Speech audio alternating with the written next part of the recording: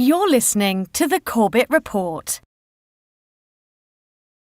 Happy New Year, ladies and gentlemen. Yes, it is 2019. Yes, I am still James Corbett of corbettreport.com. Yes, this is the new year of Propaganda Watch, the weekly series where we dissect propaganda from around the web and dinosaur media for your edification. And yes, I do have the annual New Year's cold that I always seem to get. I don't know if I always get a cold around New Year's, but I always remember it when I get one. So you'll just have to put up with my voice while it is in its husky state at the moment. It's a good thing I don't talk for a living, right? Haha. Well, anyway, again, Happy New Year. Thank you for joining us for this week's edition of Propaganda Watch, and we're going to kick the new year off in style with a very flashy report from Reuters that made its way into the news feed in December. Johnson & Johnson knew for decades that asbestos lurked in its baby powder. And this is a very voluminous Reuters investigation, and here's the couple-sentence summary.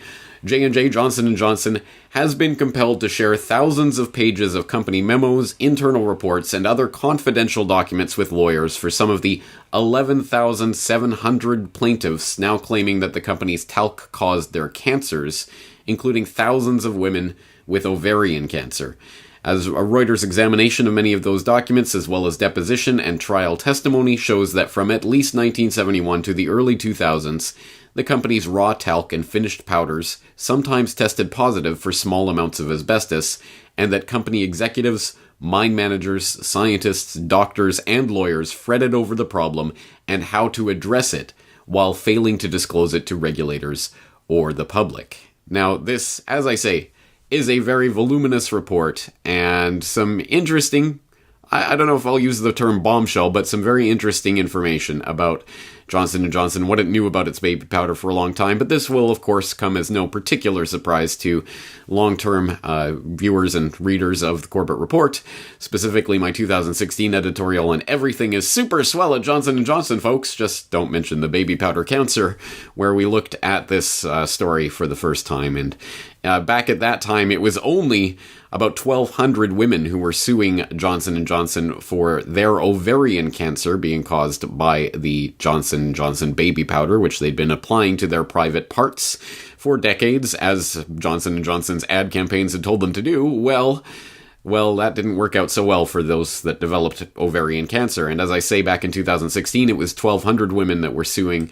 At this point, as the Reuters investigation points out, over 11,000 plaintiffs now suing for cancer caused by Johnson & Johnson's talcum products. Now, this report, as I say, is extremely detailed. It's a very long, very thorough investigation with a lot of information, some bombshell quotes from some of the documents that they've unearthed here. No final product will ever be made which will be totally free from respirable particles. No mother is going to powder her baby with 1% of a known carcinogen, irregardless of the large safety factor, said an FDA official back in 1975, because this issue does go back, well, half a century, really, at this point, since they first started noticing the asbestos in the talcum supply that they were getting at that time in the 1960s. They were sourcing from the Italian Alps. They eventually bought some mines in Vermont that had the exact same problem.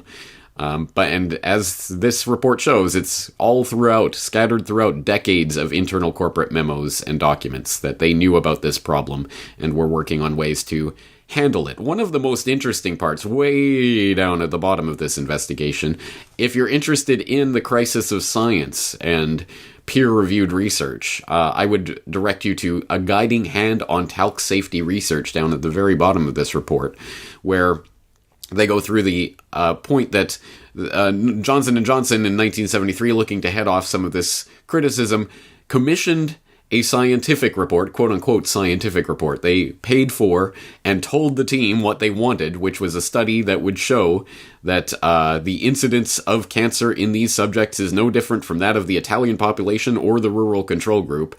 And that's exactly what they got. And eventually, this study that they paid for and they commissioned was positively cited in a review in the British Journal of Industrial Medicine that was anonymously written by J&J's own executive in charge of their scientific research department, and was it's just a case study in how corporations have managed and guided the peer-reviewed process of science for a long time. And if all of this investigation isn't enough, you can actually go into the document cloud. They have dozens and dozens of these documents, along with little explanatory notes from the author of this article, citing all of the different things that they're going through in this report. Lots of information and evidence. So, anyway, as I say, this will not be exactly new news to Corbett Report devotees, but it is, at any rate, more fuel to the fire and more for the tens of thousands now of litigants that are suing Johnson & Johnson for their baby powder-caused cancer. So what is Johnson & Johnson's reaction to this? Oh, I bet you can guess. Well, Johnson & Johnson shares plunge after report it knew of asbestos in baby powder, reports The Street, because of course the only thing that really matters in this story is Johnson & Johnson's stock price. Which, interestingly enough, if you go to look up this story in any of the usual places, that's one of the only things that any of the reports mentions is the stock price. The stock price plunged. Oh, the stock price recovered. Oh, the stock price is gonna rebound after this, guys. You should get back on Johnson & Johnson stock. It's all about the stock. But anyway, The Street apparently got an email from Johnson & Johnson in which it said, a corporate executive said, "The Reuters article is one-sided, false, and inflammatory. Simply put, the Reuters story is an absurd, wait for it, here we go, conspiracy theory, in that it apparently has spanned over 40 years, orchestrated among generations of global regulators, the world's foremost scientists and universities, leading independent labs, and J&J employees themselves." No. You see, I think you don't understand what theory means in this context, because, no, there was a conspiracy, and you can actually read it for yourself in these documents, where you can see the executives talking to the people in their research department, talking to regulators, admitting that this was happening, that this was a problem, that they were looking for ways to minimize the asbestos or to jigger the regulations so that they didn't affect the company's ability to sell its product, etc. This isn't a conspiracy theory. This is documented conspiracy fact. But they use the magic words, absurd conspiracy theory. In fact, Johnson & Johnson even took out full-page ads in the newspapers to defend themselves against this vile smear by the Reuters reporting team. Which is a bit of a tempest in a teacup, because the report really doesn't even get to the base issues. It's not like it's saying that this was some sort of grand big pharma conspiracy to deliberately put asbestos in baby powder to kill as many people as possible or anything of that sort. It's just that mineralogically they are similar, they are found in the same ore deposits. It would be almost, if not entirely, impossible to utterly separate any source of talcum from any trace of asbestos. Although, now since 2003, they've been sourcing their asbestos from China, and the company insists that not a single test has ever found any trace of asbestos. It's 100% asbestos-free. Trust us, guys. You can trust us this time. Right. Anyway, but this report doesn't even really allege anything of that sort. It's just saying that the company knew there were traces of asbestos in its baby powder and continued to sell and cover that fact up. And here are the documents to prove it. It's really not even that bombshell when you really look into it. It's just documented fact. The part that often comes up is they'll say, oh, it was only trace amounts. Don't worry, it's just trace amounts. And, it's less than 1% of this baby powder is asbestos. And, so it's no big deal. Although the Reuters report does accurately report, well, the World Health Organization and other authorities recognize no safe level of exposure to asbestos. While most people exposed never develop cancer, for some, even small amounts of asbestos are enough to trigger the disease years later. Just how small hasn't been established. Many plaintiffs allege that the amounts they inhaled when they dusted themselves with tainted talcum powder were enough. So make of those claims what you will, but at any rate, the science does not say that this is outlandish, wacky conspiracy theory. It has not been established that there is any safe level of exposure. In fact, the main regulators and authorities recognize no safe level of exposure to asbestos, whether it's trace amounts or others. So there you go. That's the crux of the argument and the case. But once again, look at the corporate response. Conspiracy theory, folks. It's a conspiracy theory. So It is essentially exactly as I reported last year. Remember my little thought experiment, Shut Up, Burglary Theorist, where I showed that video of me pondering, what if we lived in a world where burglary was something you couldn't talk about? Oh, you're a burglary theorist. You think there was a burglary? What an idiot, just because the window was smashed in and goods were stolen from the cash register and overnight. I mean, what do you think? It was a burglary? You're a weirdo. Remember that thought experiment?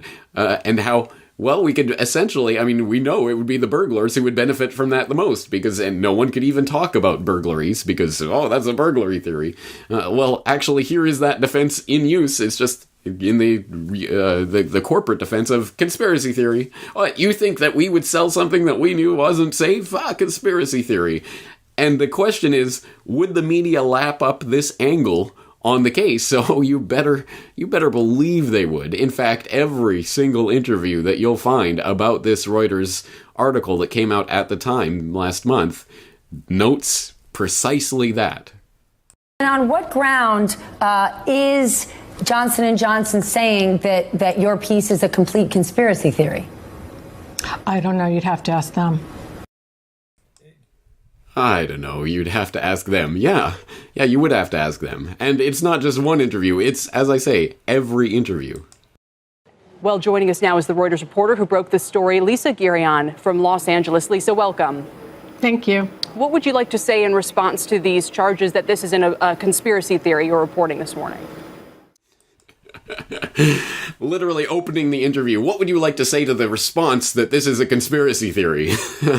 I mean, that's the hard-hitting journalism that these journalists are getting. They're looking, oh, this is a big, long, detailed report with lots of facts and information and documents and quotations, citations. I don't want to go through all that. Oh, here's the corporate response. It says, conspiracy theory. Hey, I know what I'm going to lead with when I interview this journalist. So there you go. That's the way it plays out. Now, as I say, this Reuters reporter, again, this isn't exactly the be-all and end-all of the biggest big pharma expose you've ever read. And the reporter goes out of her way to downplay and make sure that she's very calm and safe with all of her statements throughout all of the interviews. Would you use J&J baby powder, Lisa?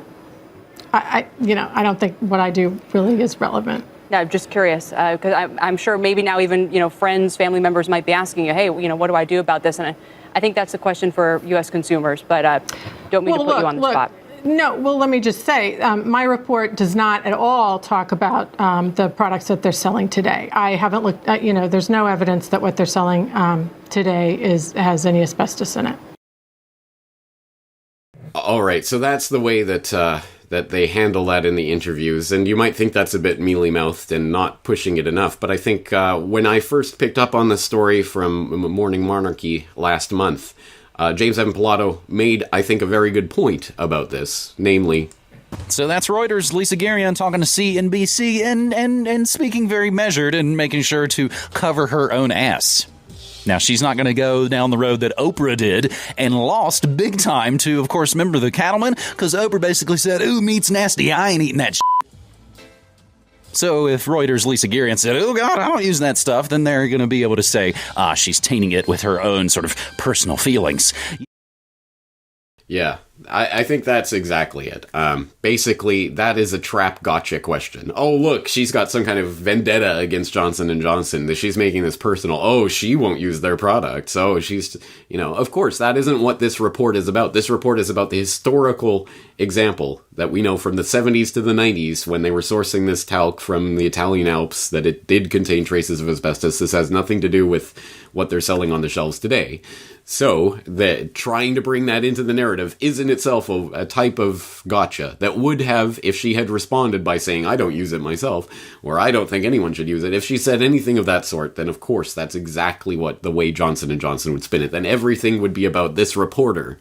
So it is a gotcha question. Damned if you do, damned if you don't, which is why I don't think anyone can fault this reporter for answering in that way in this case, because it isn't relevant to the story, and it's just a distraction, and it's just a type of gotcha. And as James Evan Pilato points out there, it's the same thing with Oprah going off on the cattle industry and getting sued into oblivion for it. Well, not into oblivion, but anyway, getting sued handily for it. So it's interesting to watch from the propaganda perspective the unfolding of this story from the initial report Plenty of data, plenty of evidence, internal documents released through the court process. Here it is. Let's compile it. We'll make notes on it. We'll put this together. This extremely comprehensive report will show step by step what the company was thinking and how it was responding and what it was doing. And then the company just comes out with one statement saying, this is an absurd conspiracy theory. And suddenly that's the narrative that all of the talking heads in the corporate media go with, because they know what side their bread is buttered on, and they're not going to challenge too deeply. They're certainly not going to get into the really nitty-gritty details of something like this and bring up documents and what was said by whom when. They're just going to say, so is this a conspiracy theory? Anyway, hey, here's a little free lesson for any corporate PR executives in the Corbett Report audience. Just say, it's an absurd conspiracy theory that our company has ever done anything wrong, and you'll be able to set the pattern. And also for any journalists that want to undermine any actual journalism that's being done, just have the reporter on and say, well, what, A, what is your response to this being a conspiracy theory? And B, well, do you use these products yourself? What do you think? What's your idea on this, to make the reporter into the story? A couple of, I think, interesting and valuable lessons from this so far. And hey, don't worry guys, Johnson & Johnson stock's going right back up after this, so it's a good time to buy in. Craziness. Anyway, we'll see what happens with the more than 10,000 litigants in the ongoing lawsuit against Johnson & Johnson for this baby powder. But from the propaganda perspective, we've already seen how it's been largely mitigated, and it's quite easy to do so. That's the lesson for this week in terms of propaganda on Propaganda Watch. Again, please do stay tuned for Propaganda Watch every week, hopefully, as we go forward in the new year, and plenty of more fresh content coming out on corbettreport.com in the coming days. So please do stay tuned for that. James Corbett, corbettreport.com. The Corbett Report is brought to you by the Corbett Report subscriber, a weekly newsletter featuring James Corbett's international forecaster editorial, recommended reading and viewing, discounts on Corbett Report DVDs, and once a month, a subscriber-only video. Sign up today to start receiving your copy at corbettreport.com/support.